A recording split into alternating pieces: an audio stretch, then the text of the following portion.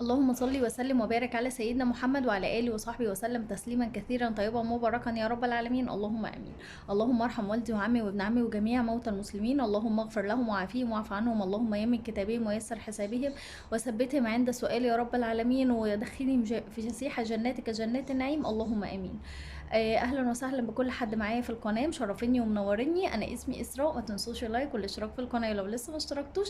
ويلا بينا ندخل النهارده معايا فيديو خفيف كده على الصبح. صباح الخير طبعا على حضراتكم، وحيرة كل يوم هناكل ايه النهارده. الهدف من الفيديو اني انا بديكي افكار لاكلات، يعني مثلا محتاره هعمل ايه النهارده لاولاد مش عارفين اي حاجه. فطبعا اي حاجه ديت بتنرفز جدا وبتضايق جدا، اللي هو طب اي حاجه زي ايه في اي حاجه. فالهدف من فيديوهات المنيوهات او فيديوهات الاكلات، جدول الاكلات، ان انا بديكي افكار. مثلا انت شفتي فيديو بتاعي، فيديو بتاع اي حد، خلاص خليني اعمل الاكله دي النهارده ومش عارف ايه كده. فهو ده الهدف من الفيديو، عشان الحيره مش اكتر. فخلينا ندخل في الفيديو النهارده. اليوم الاول هنعمل حواوشي او مخلل. اليوم التاني يعني انا الحواوشي ده يمكن في الفيديو بتاع تنظيم المشتريات قلت لحضراتكم عليه، وعملت ما شاء الله 6 رغيفه قعدوا عندي على فكره يومين، بربع كيلو حواوشي تقريبا. فيعني الحواوشي دوت اكله حلوه جدا جدا، يعني انا بحبه جدا.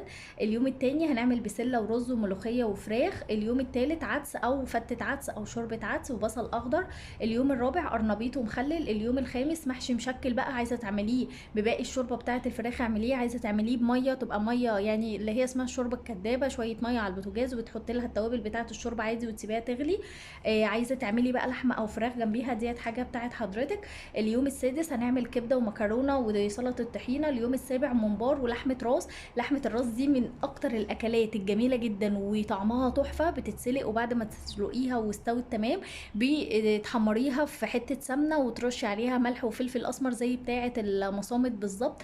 طعمها تحفه جدا وجميله جدا.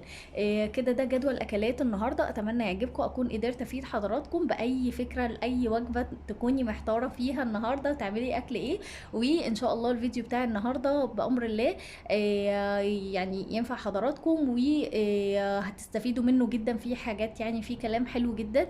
يعني ان شاء الله اقدر اكون عند حسن ظن حضراتكم، واشوفكم ان شاء الله في فيديو جديد على خير. مع السلامه.